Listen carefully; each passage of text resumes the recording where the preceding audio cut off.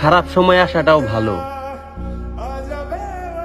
ভালো সেজে থাকা মানুষগুলারে চিনাইয়া দেয়।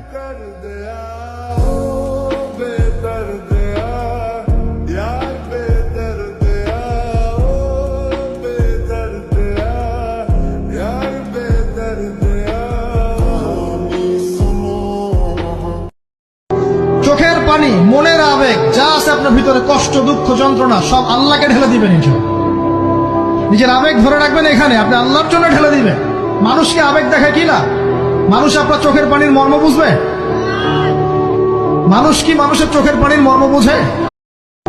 চোখের পানি, মনের আবেগ, যা আছে আপনার ভিতরে, কষ্ট, দুঃখ, যন্ত্রণা, সব আল্লাহকে ঢেলে দিবেন।